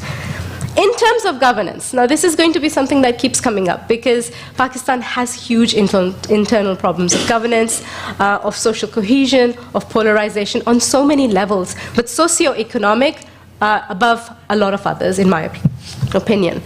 So the governments tried to work on this in some way. Now remember, we keep having governments that keep shifting and changing their imperatives. So we've had different positions taken by different political parties. We had something called, the root controversy. Now, one thing that I wanted to sort of highlight, governance is a problematic topic, and as an academic, I like defining things sometimes. So here we're talking about a legal framework that envisions and ensures orderly rule within and around CPEC domains. Physical security of the corridor infrastructure, workforce, and technology is assumed here as the applied version of governance. I'm not going to even begin to try to talk about Pakistan's governance issues otherwise. So in response to the federal this, we had a root controversy. We had a party based in KPK, which demanded the route alignment to cover Pashtun areas. In Punjab, it was not so bad because the ruling party at that time, the PMLN, was engaging stakeholders in a manner where they were kind of placated. In terms of Balochistan, we do struggle. Balochistan is a province that not only struggles with a resource allocation deficit, but also with an engagement of local communities, with an engagement of local expertise, and also with the capability of executing high worth projects. So this is where we have problems. We have problems where Balochistan doesn't see direct financial benefits from the Gwadar port, a key CPEC project. Means there's local dissent, there's local unhappiness, there's local anger, and we see this in rising attacks on some of these CPEC projects, particularly if we refer back to the attack on the Chinese embassy late last year. So what do we need? We really need a dispute resolution mechanism. And I know this sounds utopian, but in this situation we really need it, because it's not only what's happening in Pakistan, it's the external drive that will drive social polarization to a greater extent into further conflict within Pakistan, and that has regional implications. We know the polarity of the borders, and we know how difficult that is when that happens. So we need to have a legal framework in place which serves as a point of reference for conflict and dispute resolution. And this is something that we need to work with, because the federal government has tried to work on a provincial and extra-regional element, but it's an sort of ambiguous notion of retributive justice with respect to allocation of CPEC profits with the regional and provincial governments. How does that work? This is even more complicated, since after the passage of the 18th constitutional amendment, technically, power has been devolved to the provinces. Technically, the provinces are free and encouraged to make demands upon the federal legislature for their due rights. So there's a challenge there that will manifest in security elements that we'll see. So what's happening? We're seeing an increased interaction of people-to-people contact from China to Pakistan. It is not reciprocal at this point, because we're seeing a lot more coming in of Chinese people than Pakistanis going to China. I've personally seen myself, every time I've visited Pakistan, there's a large number of Chinese individuals that come in, and they're not sticking to just construction projects. They are going into hairdressing, they're going into cultivation. I mean, the neighborhood hairdresser speaks fluent Urdu, and she's Chinese. They only arrived 3 years ago. So they're very, very good at picking up the local language and business opportunities. The problem comes in when they're not very good at picking up local cultural specificities, and where the respect for local cultural elements does not factor. So for instance, there have been issues, and Pakistan has had issues where there's Chinese individuals involved in security breaches. There have been reports of individuals involved in financial crimes, such as ATM skimming. Some cases remain under investigation. There have been, in April 2018, a number of Chinese workers were filmed assaulting some personnel of the Punjab police force, and the video footage of this went viral on social media. Again, on a people-to-people level, this is problematic on many levels. 5 Chinese workers, I know it's not much, but they were declared persona non grata due to, and now this is the interesting part, this is where there was non-compliance because they wanted to work at odd hours, extra shifts in the evenings or at night, for which the police were not, as per official policy, ready to provide security. So this is where the working conditions are also different, and they must be respected in some ways. Sarah, just a couple more minutes. Yep, sure. Mind, please. Yep. Okay, so I was going to wrap up with an idea of how the Pakistani security system has taken place. Dr. Hoodbhoy mentioned the military or military sort of support. But in terms of applied security, Pakistani authorities have taken due measures. They established the Special Securities Division and Maritime Force. In provincial governments, we've got the protection units comprising mostly police and numbering around 10,000 for the security of CPEC projects, Chinese labor and machinery. In the end, what I wanted to look at was take a step back.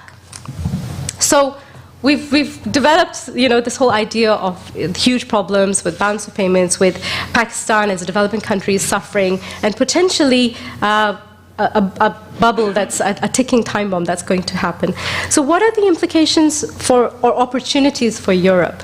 This is where I believe that Europe, or UK included, can utilize one of its key roles as a strategic distribution center. It can learn, or it must learn, how to compete with our own products in equal conditions, because BRI is here to stay. It is not going to go away. So it's something that we need to learn how to adapt to and evolve with. We do need to calibrate the implications for European security and strategic interests with the changing imperatives of CPEC in particular, with the Afghan peace process, for instance, that's coming up. We need to think about how to positively engage in this space with the current developments.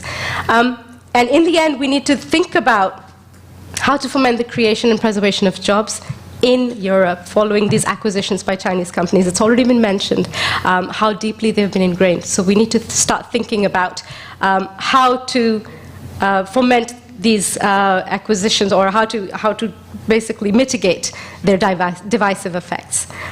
Thank you. Thank you very much.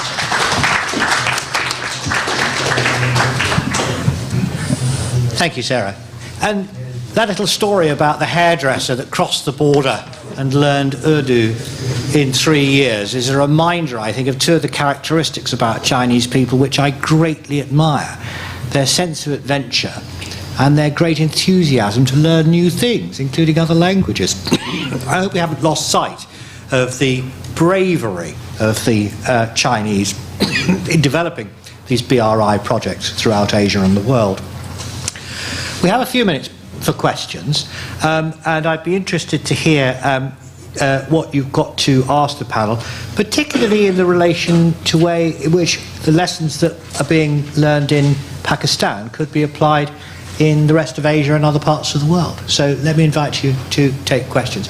I think what I'll do, as we're a little bit short for time, I'll take them in groups of 3 to start with. Can I start with the lady near the front there who's got glasses? Thank you very much. I'm Aisha Siddiqa. Just a couple of very quick questions. First is that none of you spoke about UAE and Saudi Arabia's partnership with Pakistan and how does it impact relationship with China, or how is China reacting to it? Second quick question is, Andrew, you talked about BRI version 2 or version 3. Now, I'm interested to know, because you did not really, none of you really spoke about the impact that Chinese presence has on local politics. And what I mean is that there has been, since CPEC, since 2013, there has been such authoritarianism added to Pakistan's existing political culture, which was not existent before. I mean, today's Pakistan seems to be worse than Ziaul Haq's Pakistan.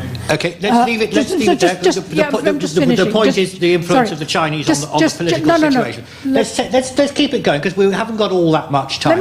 I'd like to just move on to another question, if I can. The gentleman with the beard, about halfway down on the left-hand side, please, has got his hand up. Just wearing a suit there. There. That's right. Yes, please go ahead, sir. Thank you very much. My name is Hakim Baloch. I'm representing Baloch National Movement, party from Balochistan, struggling for the self-determination of Balochistan.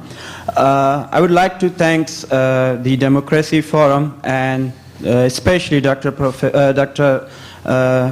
Hoodbhoy and Sarah Ashraf. Being Pakistani, they have presented such a great statement. But apart from that, there are some things which I need to mention. There are forced migration taking place in Balochistan from where the CPEC route is going on. There are recorded around 200,000 forced migration in last couple of years. Apart from there's a huge media blackout. Because of that, we never heard these news locally or internationally. And Doctor said about the consent of the people. Yeah, they're not asked Baloch people, but the problem is Gwadar, which is the strategic location. People have no drinking water. Okay. They have been protesting for last 2-3 months. So that's all. Thank you very much. No, I think that's a good point. What are the implications for the people who are living in the areas of development? We've touched on that a little bit in terms of the environment. We might be able to go into that one. I'll take one little bit further, right at the back. There's a person there, right at the very, very back, with his arm up in the air, wearing a blue sweater. Can I take his third question, please? Thank you. Hello. Yes. Good afternoon. Just a matter of fact and clarity as far as coal in Pakistan, as being one of the pioneers in Thar coal for the last 11 years, there's a tremendous amount of data and knowledge on that and transparency that you can certainly be in touch with me on that. Coal represents less than 1% of the country's energy mix. It's an integral part of the country's strategic mix for the next years to come. It doesn't matter who's in government. It's not a substitute, but a import substitution as far as oil and gas is concerned, because it's depleting. Right. Number one. So it's a question about energy policy, is it? Partly, but I'd like to clarify one thing, if I may, please. We're quite short for time, so I don't really want to take more data at this point. Yeah. I'm looking for clarification on clarification, because there have been misleading and misconstrued and misrepresented comments being made at the panel, and that needs clarification. Okay, all right, well, thank you very much. In the next round of questions, I'd like to open it up so we hear beyond just the Pakistan perspective, actually, but also to the rest of Asia, as I mentioned, particularly perhaps to India. But I think that one of the themes that came out of that question is, what influence does the Chinese Communist Party have over the politics of Pakistan? And then the second question is, what are the implications for the people on the ground? They haven't, in many ways, really had the information, as you said. Have they been consulted? What are the implications for them? Is it just social development that goes with economic development? What's the implications? I'll start with you, Pervez. Well, Pervez, I think, might be maybe the best person to start on that. Well, the Chinese say this is not our problem, this is your problem. You handle things the way you want. All we are concerned with is we will give you this technology, we'll build these roads for you, we'll give it on these terms, and then how you handle it is not our business.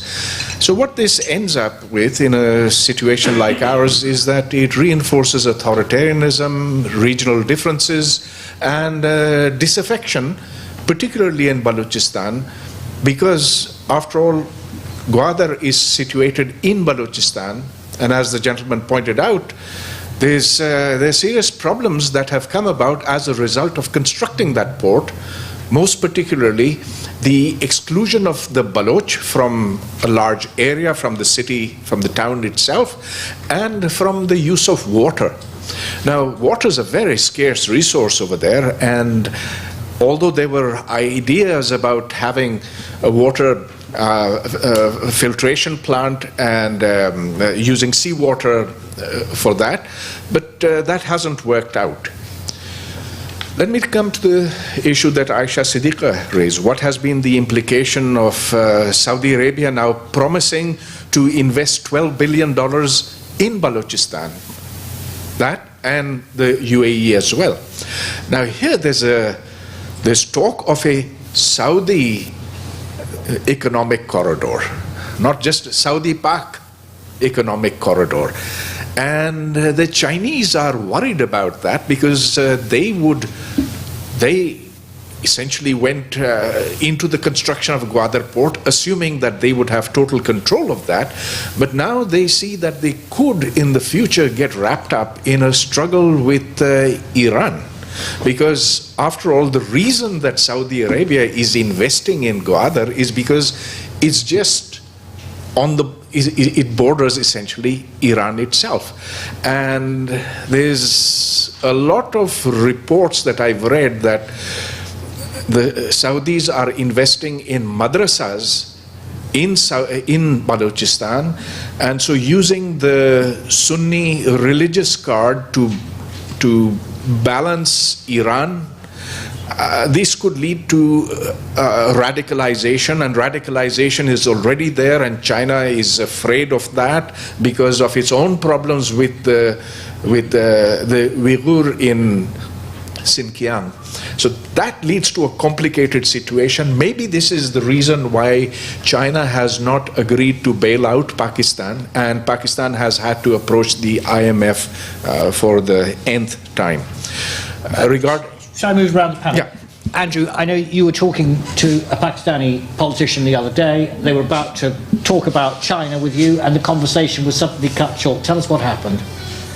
Oh no, I'm not going to go into that anecdote. But I will. That was rather a good story there.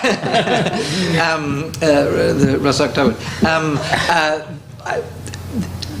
Two points, though one of them is precisely on this issue, and it's a response to Aisha Siddiqa's question, which is, I mean, first of all, briefly the UAE-Saudi question. I think for all the talk of China and Pakistan in the last period of time, I think there's a fair chance you will see more investment in large infrastructure projects from Saudi Arabia in the next few years than from China. I think the total sums of money from the Gulf that are coming in may be larger. It is clearly the case that more sums of financing have come in on the immediate balance of payments issues, but I think I think lots of the Chinese big infrastructure investment is finished. There are a limited number of cases where it is still expected that these projects are going to come through. There are the existing projects, but virtually nothing new has been agreed since November 2017. The big new projects that are being proposed are as much coming from the Saudi side now. How comfortable is China about this? I mean, China has been concerned at the slow pace on Gwadar. It's been not moved very quickly in the last few years. I mean, the push on CPEC in the last few years was get the energy projects done. That had a particular political imperative behind it. At the moment, China wants the Gwadar stuff wrapped up. There would be some benefits to having additional outside investors in Gwadar, but particularly the way it's been handled with the Saudis on this, I think the Chinese have been somewhat nervous for the reasons outlined. The Saudi-Iranian balance is something that they're acutely concerned about. The military dimension on this, I think, is important. The Chinese were not, I think, happy with what played out with Nawaz Sharif. I don't think this was something they encouraged. They liked the PMLN. They liked lots of the people they were dealing with in the last government. What you are seeing a bit already, when we're talking about transparency issues, when we're talking about civil military issues, when we're talking about authoritarianism, I mean, you are seeing the Chinese route more around the civilian government now and try and fix more things directly with the army. You only need to look at the early statements that came out from the PTI government, and then the backdooring that then went on, back-channeling to the army chief. You have this great, the day you have Razak Dawood's interview in the FT, the next day you have Chinese ambassador appears in a picture with the army chief. Various ministers are now told to shut up about these things. I can go into the implications of this more, but I'll let... Thank you, Andrew. We've only got a few minutes left, and what I really want to do is to try to open this out more internationally, because we've had quite a close focus on the situation in Pakistan, which is entirely appropriate. But of course, we are talking about Belt and Road internationally. So if you've got a question about its implications from India or something internationally, that would be very welcome. I'm going to start about halfway back. The gentleman with the yellow turban, please. Can I have your question, please? Thank you very much, sir. Good afternoon. Assalamu alaikum. Can you turn it on? Please turn it on. Ram Rahim, Manohar, Iqbal, Chan, David Singh. That's my full name. I've got 7, 8 own different nationalities. So I've got joined together. I was not well, so I insisted I have to come here because my heart is always here. My wife told me don't come, my son told me don't go. And then in the end, my son said, "You're half mad. Today you're doing your full mad." The point which I want to make is, I don't like what China is doing, as you don't like. But I was a teenager when Showing Life, came to India, and my throat became hoarse when I was saying, "Indigene, bye bye, indigene, bye bye." Right? And all the Indians and the Chinese, we are friends. And lo and behold, sir, within 6 months, we were attacked by China. Because India hosted, out of pity and sympathy, the Dalai Lama. Point which I'm making is, sir, that Britishers, other countries, went to colonize places. Right? They plundered and robbed the Indian subcontinent. Right? They virtually killed the skills, of the people and left them totally poor, destitute, and ignorant.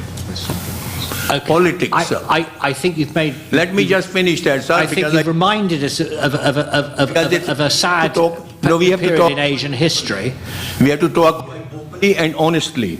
Yes, and look at our Q&A session may not be the right environment in which to do so. Give me 2 minutes. You give me 2 minutes. Well, I don't think we have really got another 2 minutes. I'm sorry to interrupt you. I think you've reminded us of a painful period in Asian history, and I think it is relevant. But Let's see whether we've got something that particularly relates to the topic of the conference, Belt and Road Initiative, implications for the rest of Asia, especially India. A question, please. Gentleman there in the blue shirt, halfway down, could I ask you to bring us back into focus? In the middle of the corridor there on the aisle. Thank you. My question is about the country which has not been discussed, is Burma. What do you think is the role of Chinese investment in the Rohingya crisis and a possible implication of a similar crisis in Pakistan? Thank you. Thank you for that. I'm not going to take a question about the Rohingya crisis in Burma, but I will say there is a copy of Asian Affairs around on your table with an article about the Rohingya crisis on the front cover, which I wrote a couple of weeks ago. And I'd be very happy to discuss the Rohingya crisis with you in some detail, and the implications of the Chinese-Myanmar relationship is very, very interesting, but it's not the subject of today's conference, which is the Belt and Road Initiative. The lady there with with her hand up there in the black top, please. Thank you so much for a very, very enlightening discussion. My question is to Andrew Small. Andrew, I've always admired your work on China-Pakistan, actually, but I'm not going to pick up on that because that's not what we are supposed to focus on. None of the panelists actually mentioned the Communist Party, China, and obviously President Xi, really focusing a lot on Chinese export of Chinese soft power. And that also, that includes a lot of Confucius institutes, not only in South Asia, Iran, Pakistan, everywhere, but also in Europe. A promotion of Mandarin as a language, as a business language. Also, basically, the export of the mobile business. Technologically, because I'm a person who has been looking into media, global media, for a very long time. So technologically, they are going to be a force to be reckoned with, and how do you see China actually taking a stance on that? Thank you. I think that's nice. I think that widens it out nicely. And actually, the other one you could add to the list is the use of the renminbi as a currency for international business too. Interesting. So, Sarah, the question really is about the influence of China, again, not just in terms of investment and actually moving beyond whether it's directly influencing the politics of any individual country, Pakistan or Sri Lanka or the Maldives or whatever, but its growing role through soft power and other ways of telling the Chinese story according to its own terms. Sorry, we'll share the microphone. Thank you. I think the question about digital technology is really important. I think Pakistan has particularly, I'm going to branch it out a little bit after this, but in Pakistan there are companies with the brand name Zong, there's Huawei, there's ZTE corporations, which employ, for instance, ZTE employs more than 220 Chinese staff and over 620 local employees with 85 local stakeholders. Huawei holds the largest share of communications equipment, 45%, and cooperates with 5 major domestic operators in Pakistan, has training centers as well there. So there is, and these are just a couple of examples. We're not even looking at the fiber optic network, we're not looking at surveillance, we're not looking at other sort of technologies. I have a whole couple of pages on that, which I won't talk about now. But there are things that we need to think about, particularly when it comes to ideas of security and strategy. In terms of soft power, I think we need to go back to looking at where Pakistan is at the moment. You've got the Afghan peace process happening. You've got a potential exit of the US, again, from the region, leaving a whole host of issues unresolved. I mean, we can say they're resolved, but you know, the Taliban control currently 55% of Afghan territory, so we need to worry about that. We also do need to think about the Saudi influence and how that played out the last time Pakistan had Saudi influence during the Afghan war. So some of those things are important, but one of the ways to look at CPEC, particularly in BRI in general, is this assertion of soft power with the sort of dilution of US power. And this is where this balance, and Europe needs to kind of step in as a stepping stone to mitigate that process. Thank you, Sarah. A huge other topic, really, which is China-US rivalry, which we haven't touched on. Pervez. The soft power question. I think the effect is minimal in Pakistan, and that's because there's a huge cultural barrier. We don't speak Chinese, and that makes a lot of difference. Yes, there is an FM radio channel. I turn it on when I drive to work, and they try and teach Chinese language, easy steps to learning Chinese. As far as I can't make out anything from it, frankly. And I've asked people if they've seen any progress in that direction. The answer is no. So what happens is that on this channel, which has been purchased by China, they play American songs. Thank you. Andrew, the last word to you. Please, Andrew, not just restricted to Pakistan. Yeah. Yes, and thanks for the kind comments as well. I mean, I think the question is what the purpose of the soft power activities is and how efficacious they are. In some of the cases, yes, there are places where the aim is, with some of these activities, to reach a small segment of elites. If we were to do the Pakistani case, it has been the broadening out between a really small number of people in the political and security establishment to a somewhat wider pool of people, if not necessarily reaching the population as a whole. If you're going to look at opinion poll ratings for China and Pakistan, I think they're going to go down in the next period of time. I mean, China's always been above 80% and things there. I think public opinion more broadly will have shifted in the last few years, but there is a broader elite that one tries to reach through these efforts, and I think there has been a more effective co-opting of a wider group in Pakistan than was the case before. I think that, in some cases, is a lot of the purpose of the soft power activities in various places, not necessarily, because I think you can go around in a number of countries and say, look, opinion poll ratings on China are not so hot. I mean, there's in some cases been deterioration in the last period of time, but some of these things are more directed at this kind of small subset, and I think lots of those activities have been more effective and successful in the last period of time, even if they're not always felt tangibly by everyone listening to their radios. Thank you, Andrew. No, I think that's a very fair point. I think public opinion is shifting in Asia and in many other parts of the world. China is getting noisier, it's getting more assertive, but also the noise about China and the analysis of China is becoming sharper and broader. And I think we've seen a lot of that today, and I hope we'll be able to continue the conversations over drinks and nibbles in a moment. Now, some conferences end with a bit of a damp squib. That's never true of Democracy Forum events. We always finish on a high note when we have our next speaker, Barry Gardner, who's the Shadow Secretary of State for International Trade. I know that he's been listening carefully to what all the different delegates and participants and speakers have been saying over the last couple of hours. Barry, can I ask you to come and give us your thoughts to close?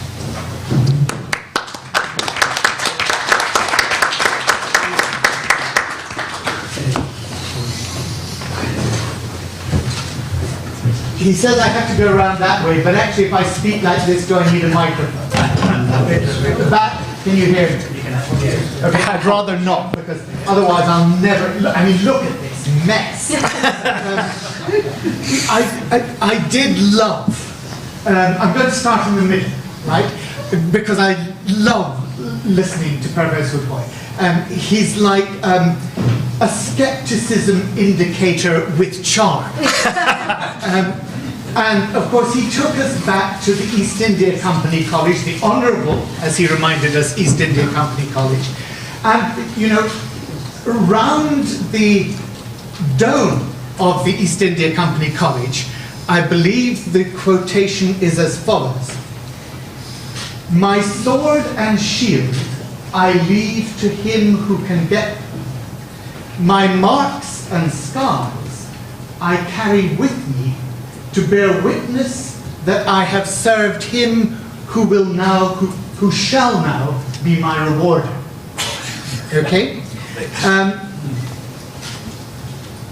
You took us back 100 years, and you talked about the Enlightenment values and how the way in which the Chinese values are not Enlightenment values but we think Enlightenment values are universal. We have a very particular perspective. And these were profound questions about the way in which we perceive ourselves and the way in which we perceive the other. And you talked about the consequences of globalization and the way in which this is seen in different parts of the world in very different ways. Of course, you talked about the lack of transparency, and that's a theme that's been running through all that we've discussed this afternoon, and we'll come to that. But I think what I found most challenging about what you said was when you prompted us to think about what sustainable development means. And one of the clear pushbacks that so many in the panel talked about comes down to that element of, is this development sustainable? And you took it in a very particular direction. You talked about water resource, you talked about pollution from coal emissions, the nuclear plants in Karachi. You didn't mention, I don't think, the SDGs, the Sustainable Development Goals, which all of our countries at the United Nations have committed to. And one, I think, of the key challenges that we need to be looking at is how the BRI fits in with the Sustainable Development Goals and what it's doing to challenge the previous models of development. From there, I want to go to what Theresa Fallon said.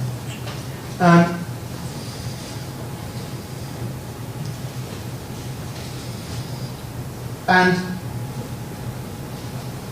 you talked about how it stands for an attempt to establish a comprehensive program to shape the world in China's interest, or in Chinese interests. And again, you talked about Europe not being able to compete in Africa because of the strings attached. And that made me jump down to what Andrew was saying about what we should do, because there's a real tension here. I mean, it seemed to me that, I know you had this lovely American accent, but, there was a sense of ressentiment in that American accent. Bloody hell, the Chinese are doing imperialism better than we have. and that's just not right. I mean, we might have done it with Coca-Cola, they're doing it with Belt and Road.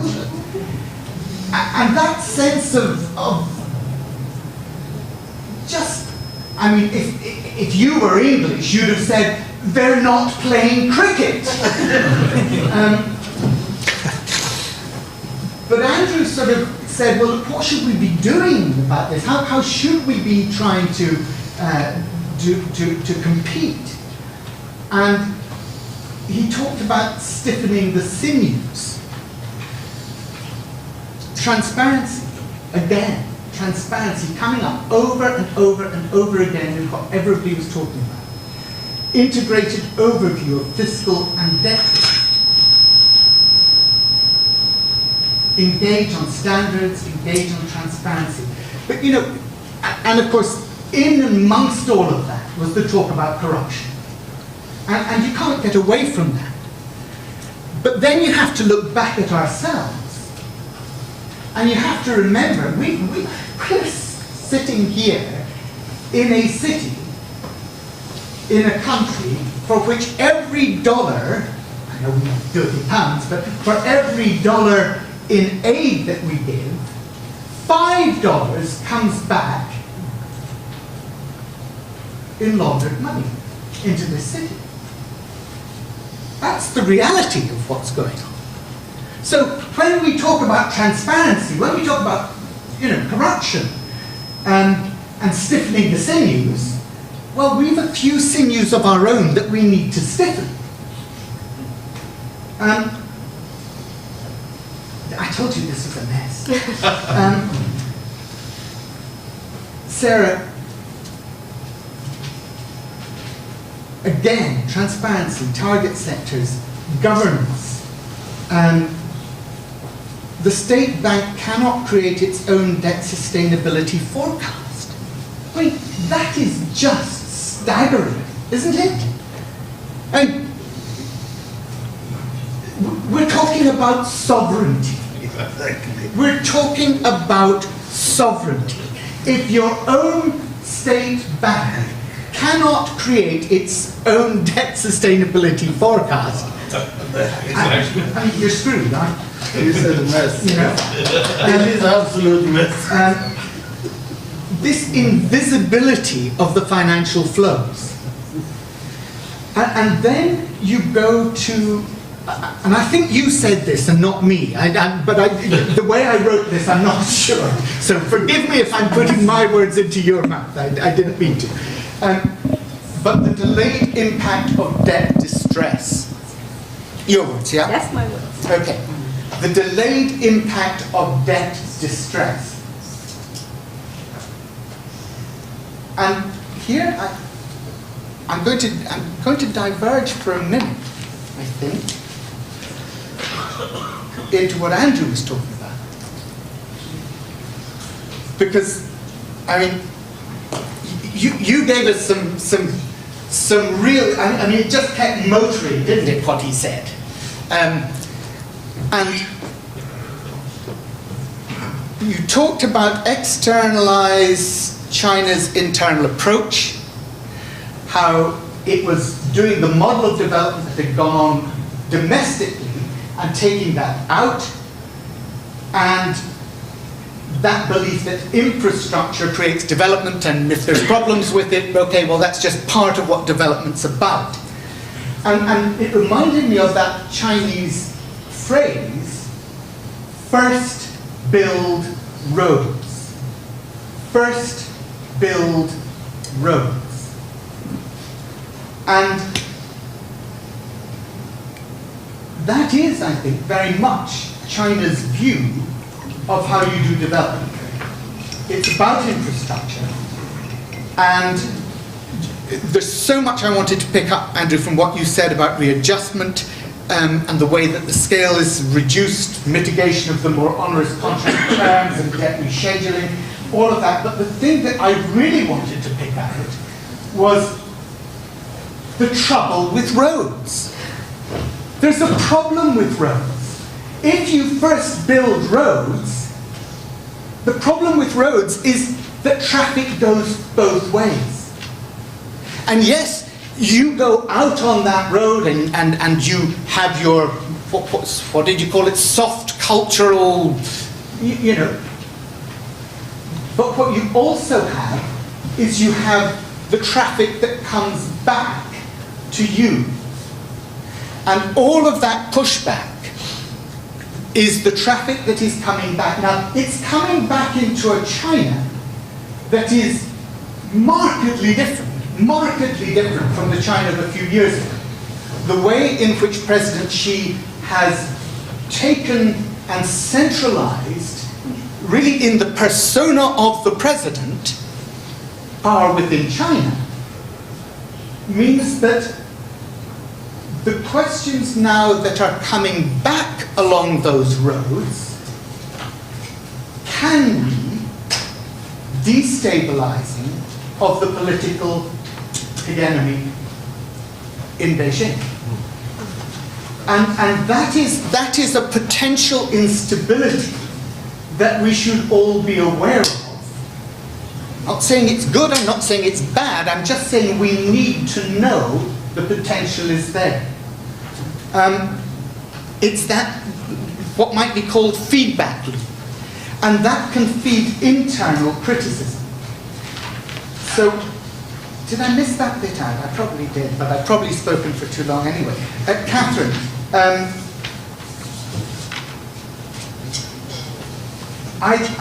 is Kathryn still here? No, sad. when she spoke of the CICC, the Chinese International Commercial Court, that being part of the pushback, and spoke of how do we create a court that shows BRI partners our serious legal intent. And one of the big issues, it seems to me, in international commerce and international diplomacy at the moment is around these international court structures. Because what we're seeing in the WTO, with the refusal of America to allow the nominations or the appointments to the appellate court there, we're seeing an undermining of capacity in the multilateral-based global order to actually function properly.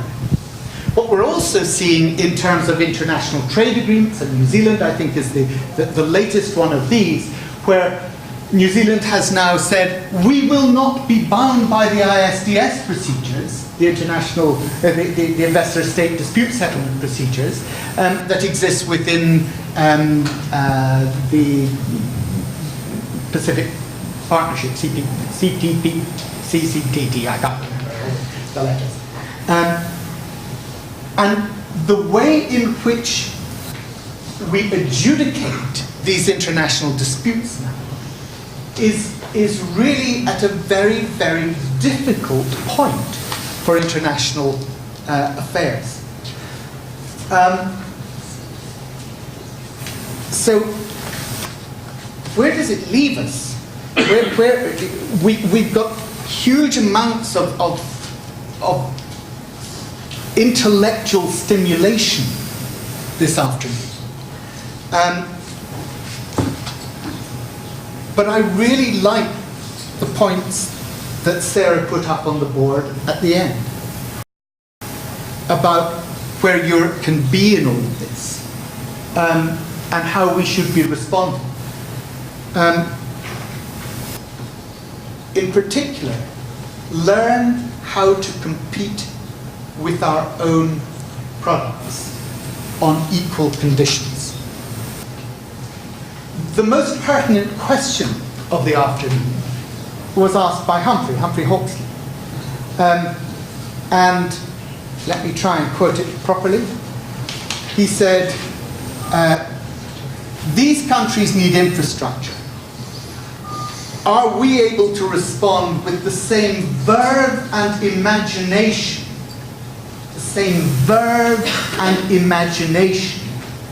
of BRI? Or has the West failed to offer that? I think the answer is absolutely clear. Yes, we have, and we need to step up to the game.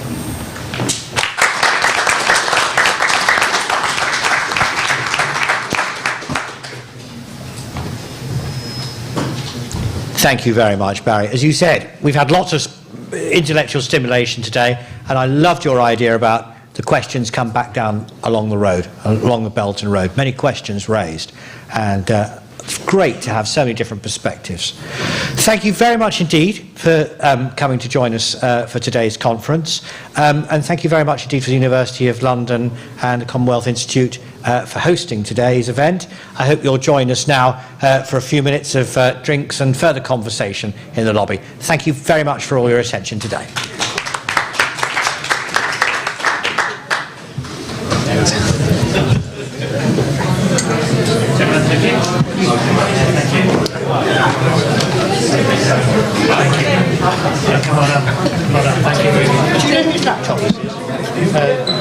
That's John Hemmings. Oh, do you want me to call him? He has disappeared because he wasn't very well.